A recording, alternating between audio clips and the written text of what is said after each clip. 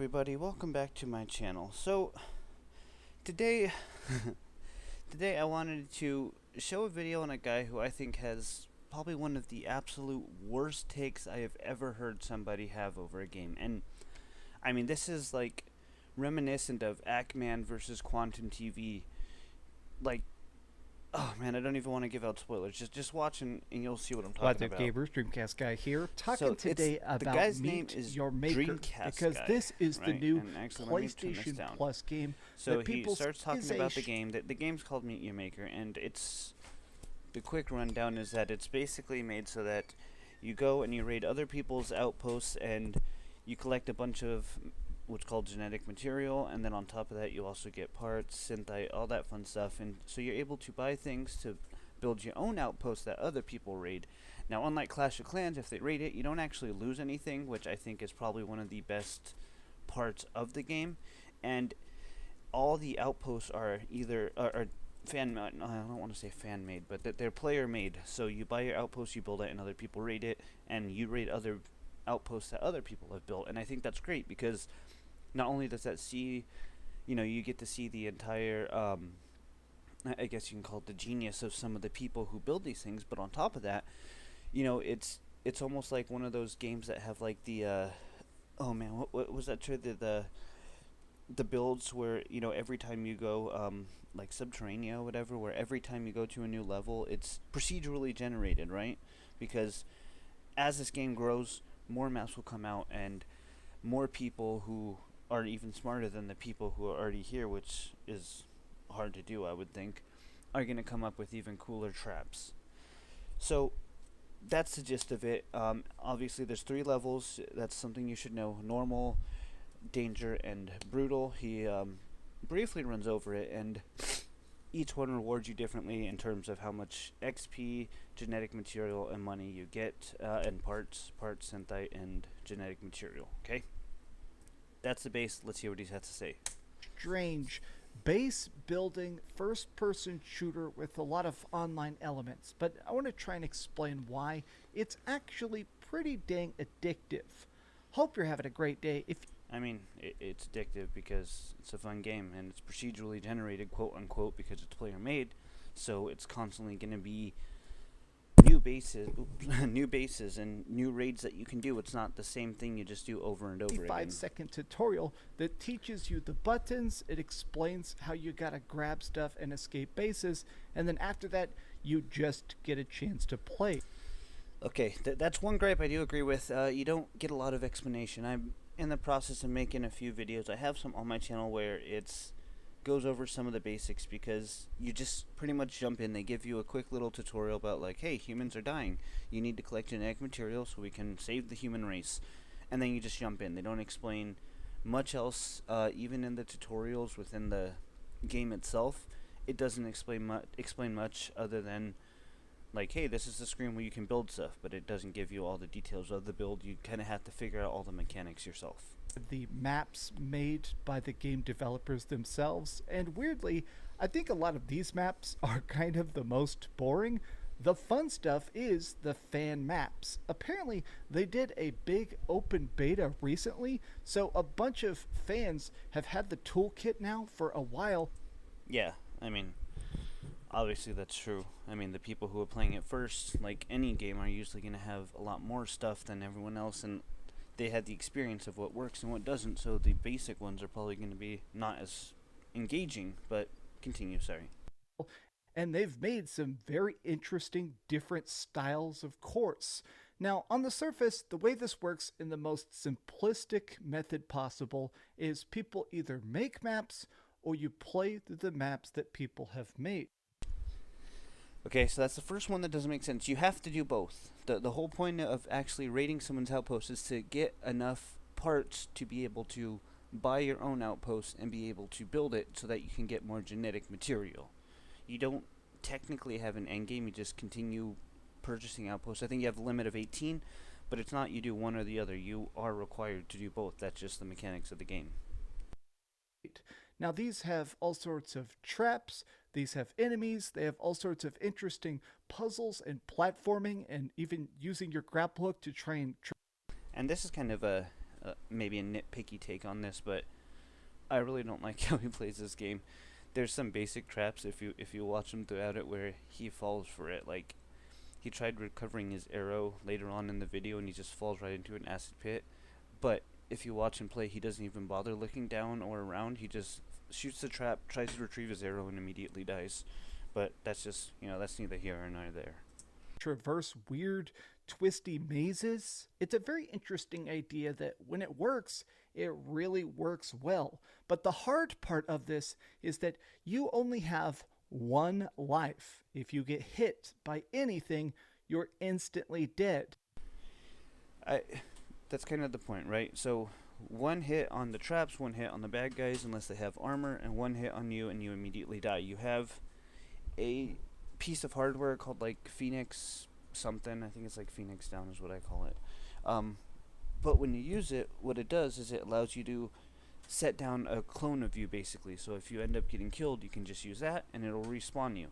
But that's kind of part of the difficulty is that you fire this and you have the ability that if you just don't look for a single second, you're dead and have to restart it. I think that's great. The thing I don't think he touches on is that when you die, you don't lose anything. If you've destroyed like 20 traps and gained some parts and synthite for destroying them, you keep those even after you die, and then you just restart again. A tiny bit of fire, one spike, one enemy manages to laser beam the tip of your dick. I mean, that's it. Game over, baby. Well, you do get infinite restarts. You have as many attempts as you want to try and beat the base. The extra hard part of this, in my opinion, is that these bases are not built in a typical fashion. It's not just a straight line of traps and chaos. See, this is what I mean, but he has the worst takes. Like, obviously they're not. If it was straight and very obvious, that would be monotonous and boring. These are people who are going out of their way to try and kill you to protect their special seed, their genetic material to make their babies. That's what I call the fetal mom. So obviously they're going to be complex traps, and they're going to try and hide the traps, which the point of your outpost, the way you prestige it and the way you get more experience and more money, is by getting the most amount of kills possible. They actually have on the display kind of a ratio between how many attempted it and how many deaths actually happened. And the point is to try and get as high a number of that as humanly possible. Instead, they are very much big and three-dimensional. Sometimes you're going multiple floors underground or trying to climb pyramids and stuff like that. But the goal is to try and steal this little tiny glowing beacon thing called GenMat. Stands for genetic material. And a lot of times, even finding it can be kind of difficult. Some of these maps are surprisingly complex for such a tiny space. It seems like the courses are not really big, like the general empty room they're building it in is not massive, but players have already figured out some pretty interesting ways of making the most. See, I don't know if he's saying anything bad about that, but yeah, it's not a lot of space, so you got to get creative with it and hide your traps.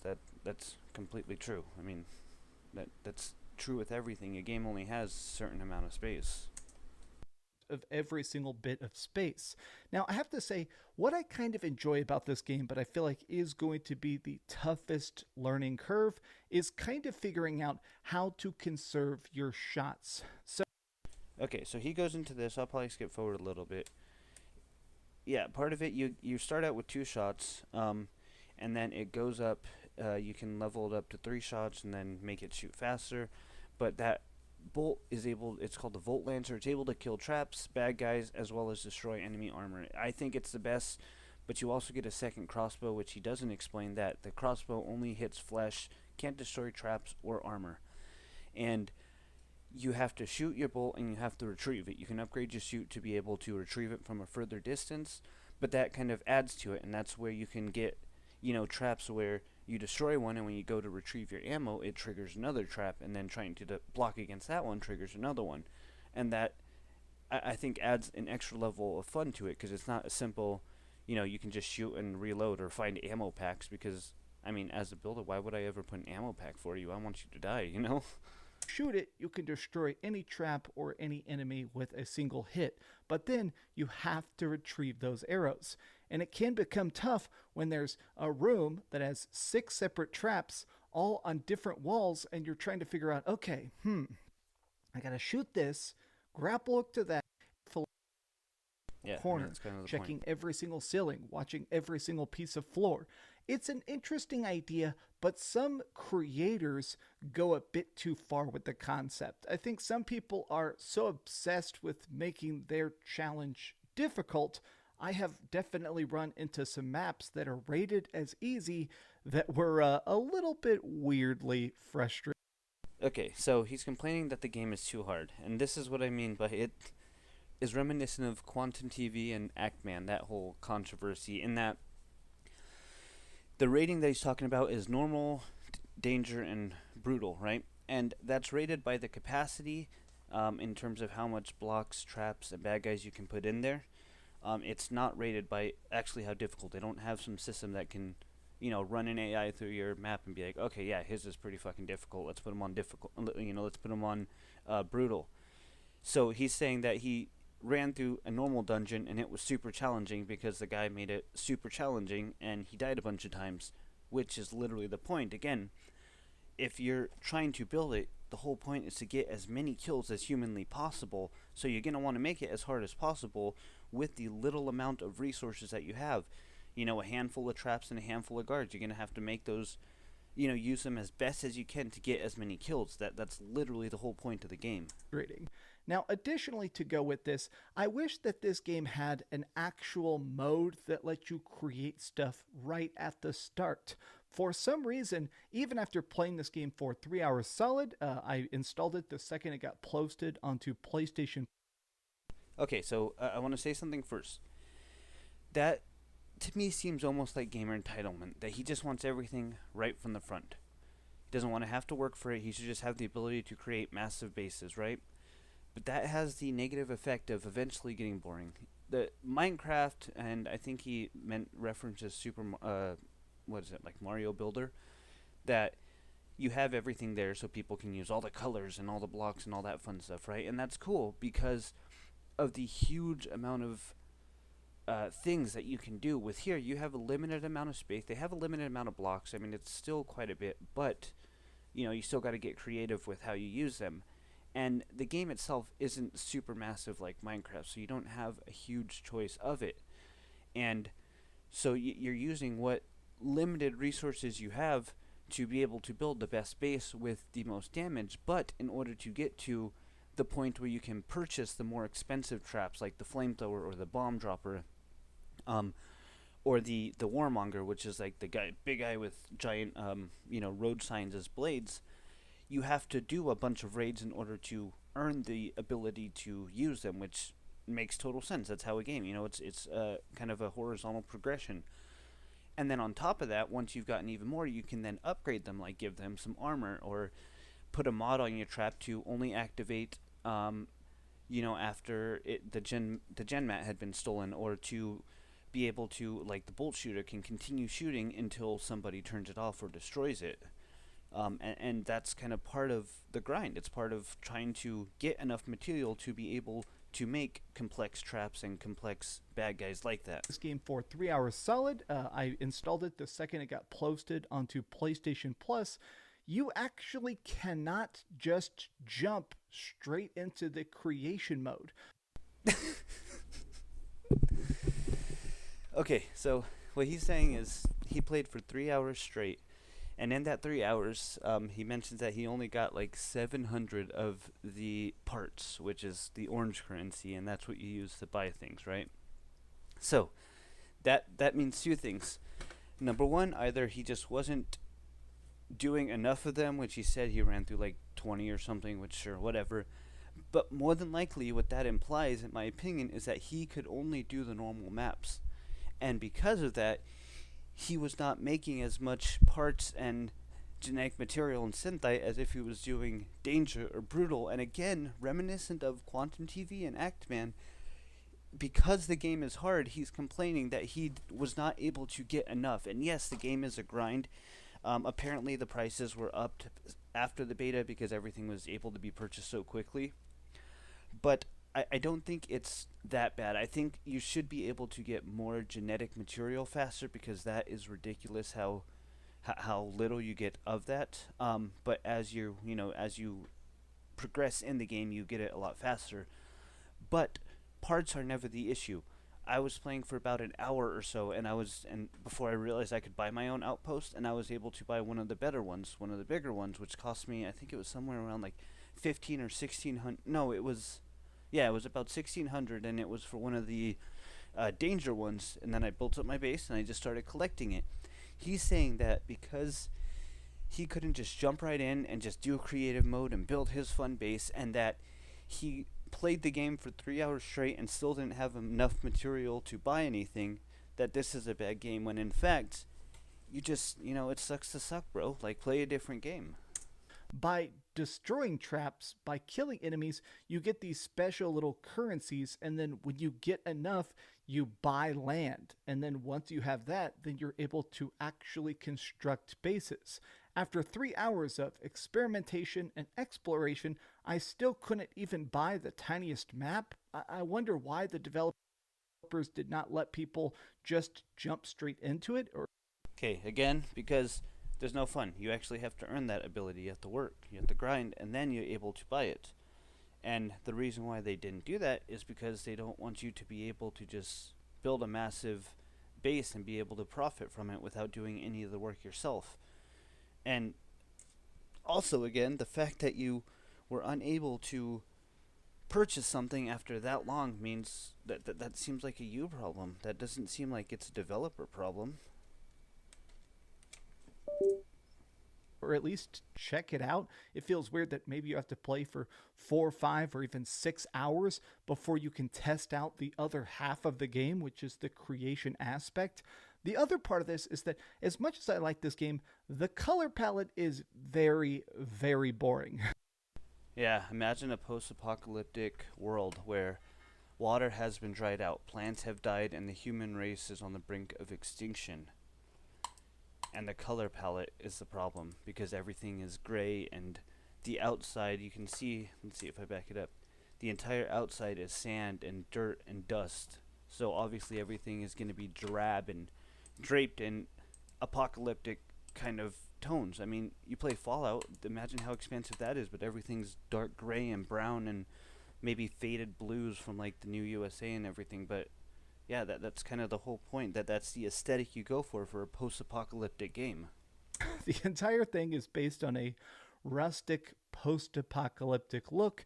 That's neat, but after you run through 6 or 7 gauntlets, or in my case, 20 or 30 gauntlets, after a bit, it definitely starts to feel like you have those very limited Lego sets. You've Okay, it's been days and I haven't been bored of it because people use them in creative ways. So even if you see the same limestone or the same concrete or the same white bricks, the way people use them is what changes it. I mean, I get it, but maybe it's just the fact that, and this could just be me being nitpicky again. Maybe it's just the fact that I like the post-apocalyptic look. Like I love that shit. But I don't think it gets boring. I think it looks cool. not seem particularly well thought out is that whenever And the fact that he doesn't like it is because it's not well thought out. Not because it's a preference, it's because it's not well thought out by the developers. you want to try and upgrade your gear, there's a bunch of different subcategories that consume these special currencies. So you can actually get a crossbow with 6 bullets instead of 2.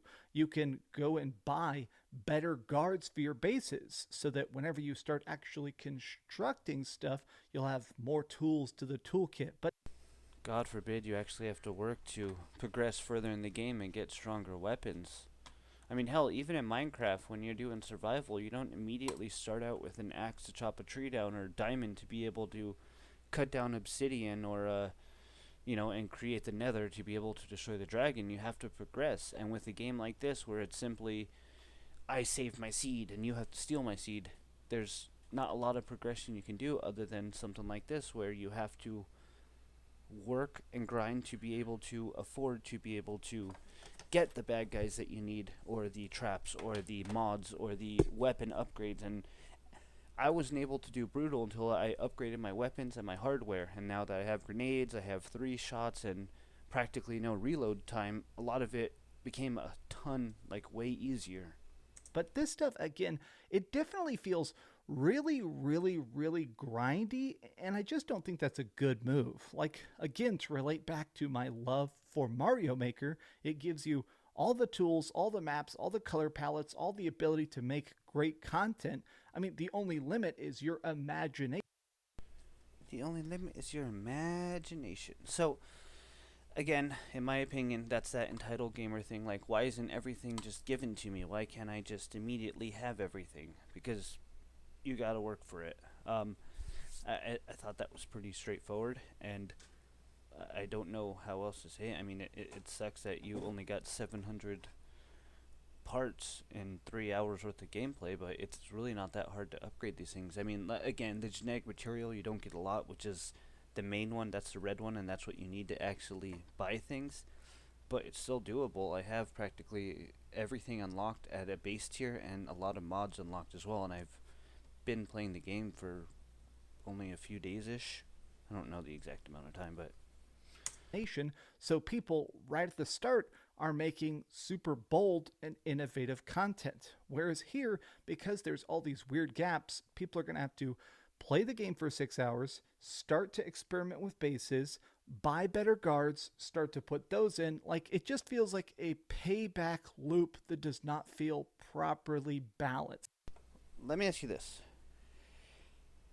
who do you think benefits if you were given everything at the start? Okay, I think it would be obviously the people who are the most creative, as well as the beta testers who've been using it, or just people who have a better eye for dungeon design or game making or setting traps. Whereas people like me who are not that creative and more kind of logical, unlocking them as I went gave me the ability to see, okay, well, why didn't anyone die despite having 12 raids? And then I can go through and I can see, oh, okay, so I put the traps in the wrong place. They were too obvious. And then I could upgrade, put traps in a newer place, and then check my results again. And then, after that, maybe buy another guard, a warmonger, maybe put armor on him if he got killed too fast. And ultimately, this will help foster a community of everyone doing their hardest and building great raids, and not, a giant square block where it's the entrance to the gen material and back with a single row of traps. Everyone can grow with their experience and with their progress and learn how best to utilize their traps and utilize their guards. And you're not giving a clear advantage to people who were building mega structures in Minecraft when they were 12 years old, or who are game developers themselves and can build an outpost or a dungeon much better than just a regular normal everyday person. Even with the fun, it does feel a bit weird at times. There's also one of the strangest things that I encountered is that you can choose to make it spawn more enemies and traps after you grab the GenMat. Once you get the little objective, the glowing football thing. Okay, what he's talking about is after you've gone through and you've gotten the genetic material, after defeating all the bad guys and everything, you get it, and they have an option called Second Wave where after grabbing it, it activates traps. I've seen some really fun ones where as soon as that activates, all the walls vanish because they were hollow cubes, and you see a bunch of lava cubes as well as guns and fire pointing at you and bad guys who may have been hidden prior to that. That's what he's talking about. Let's see what he has to say about it. You find it in the base and you pick it up. You have to escape with it. Getting outside, congratulations, you win. You get to be evac'd. But there were certain maps where I picked up the GenMat and immediately got surrounded by like 10 enemies or 6 traps and immediately got killed. Okay, so I guess it almost, I understand it to some degree of like always stay on your toes, but after I spent 4 minutes creeping through a base very slowly, disarming trap after trap, and then suddenly they just make a laser barrier spawn directly on my face and I have to do it again, not exactly exciting when it comes. So, there's kind of a lot to take out of that. The first thing is that, again, it sounds to me like he's just complaining that he is not very good at the game because, As soon as he took the genetic material, more traps spawned, as he said, right in his face, and he got killed. Right? So the game's not over as soon as you grab it, and then it's just a happy walk in the park back out. Much like in real life, if you're gonna go, rob a bank, you don't make your way into the vault, and as soon as you get the money, the cop's like, well, shit, I guess you can get away with the money because you already touched it. It's the exact same thing in the game. As soon as you touch it, additional traps. The alarm sets. If you have any of the prop lights, they turn red, and you hear an alarm tone sound, and that triggers the second wave of traps that you can set up and put the mod on for them to trigger only after the genetic material has been stolen. I think not only does that add a cool dynamic, it also makes it so if you're going through a base and there's not a lot of traps, you know that on your way back you're probably going to get your ass killed. And it also makes the point of why that Phoenix down thing is helpful, because you grab it, you throw your Phoenix down, and then if you get killed on the way out, instead of having to restart all the way from the beginning after trudging through all that, you respawn with the genetic material and you remember where you got killed and avoid that from happening the next time. I think that him complaining about it makes absolutely no sense. That adds to it. Slowly disarming trap after trap, and then suddenly they just make a laser barrier down your toes. But after I spent 4 minutes, Yeah, that was the other thing. He was expecting an award at the end, and the reward is getting out completely, not just grabbing it, but being able to escape. And he says, "Congratulations, you get evac." You don't. It's a wasteland where people are building an outpost to try and survive, and they want to protect their genetic material. So set up traps, set up an alarm system that activates other traps, and then you have to run outside. The entire load screen is a dude on his little speeder bike from Star Wars, it looks like. So you're one person going in there trying to steal it and trying to get out. So it makes complete sense that, you're not rewarded the second you put your hand on it. not exactly exciting when it comes to the gameplay loop. That's an opinion. The last thing that I really wish that Meet Your Maker would get is a rating system, an actual way to say, these are the ones that are fun, this is the ones that are great, these are the ones that are actually really, really sparkling and, I don't know, really unique at least. So it does. As everyone you finish, you get 4 rankings from there's fun, brutal, ingenious, and artistic. And you get to use 2 accolades to give to these people. It adds the prestige or experience that you get, and also you get achievements for giving enough and also receiving them, and that ranks it. I don't believe that it's actually visible when you go to choose a raid, but also, I mean, that's kind of, I think, part of the allure. It's not that, well, hear his explanation as to why he wants a rating system. At least I want to see something that lets me actually see the completion rate. How many people have died on a map? Just labeling something as normal, dangerous, or brutal is not enough signifiers to say. So, he's in 8 points, things you don't need to know. If something is fun or brutal or how many people have passed, none of that matters. Number one, because it doesn't matter how many people have passed it. It only matters if you do. And on top of that, I think that kind of adds to the mystique of it, right? Because all you get is a little snapshot of how it looks before you join. You don't get to see anything of the inside, and if 20 raiders did this and only 3 people died, then it's going to be easy, and then you'd avoid it. And they kind of randomly choose which ones you get to choose from the list of the different difficulties. And so if you get stuck with one like that, you're going to try and avoid it and then end up missing out on the experience. I think it should definitely not have some sort of rating. Maybe a rating system you can see like online, but not one that's dedicated to the game, because I think that would ruin some of the mystery of what you're walking into. Am I going to have a good time? I couldn't find any system Apparently you aren't going to. for leaving a like. I couldn't find any system that would actually let me say if a map was good.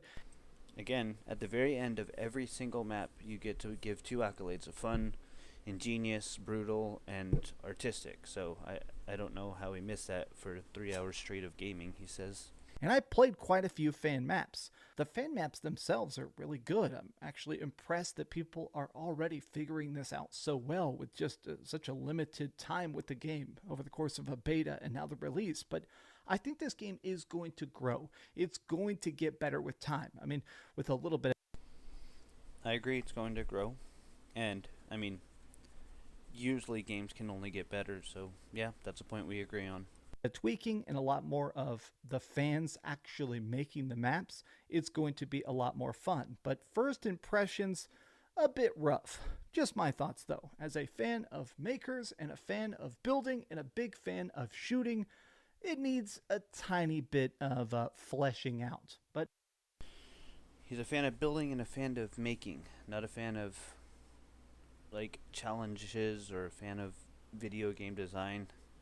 But honestly, I think that's kind of the main point. It's his opinion, so don't go, like, attack the guy, but some of the comments have already brutalized him. I know that there was, yeah, right here. The top comment is, the point is to play on harder level. Seeing your gameplay, there's no wonder why you struggle to unlock the beginner bases. About after 3 hours of gameplay, there was no way you didn't have more than 700 currency. You must have only played easy missions and still struggled through those. It's supposed to be grindy, and you can have up to 200 bases with 5 being active. There's multiple features that you said didn't exist in the game, but they do. There's a hard outpost, and you can see the statistics for the maps that you made. So, again, I think other people are seeing the fact that it was kind of a bad take. Don't harass the guy or anything. I just had to share that it's people like this who aren't very good at a game where it's not even their choice of game, but they found a brand new game that just came out and they wanted to be the first to leave a review on it. And so he played it for a couple hours, was sucked at it, and then said, oh, dude, this game sucks. The designers didn't know how to design it, and they need to balance it better because I didn't get rewarded right away, and I should be able to unlock everything as soon as I start up the game. And it's people like that who actually ruin games and ruin the community, especially if, this guy, he has, 230,000 subscribers. That means 25,000 people viewed this video, and at least 702 of them liked it. And it's gonna, for a brand new game, that could potentially cause issues, like with the Steam charts, because it is on Steam, where it'll have, mostly negative reviews, and that ends up causing issues when people are trying to search for a new game. I don't know, I guess that's really all I had to mention. I just wanted to point out at how terrible of a take this guy had on video games. If you want, subscribe, like, or don't, check out the other videos. Okay, have a good one.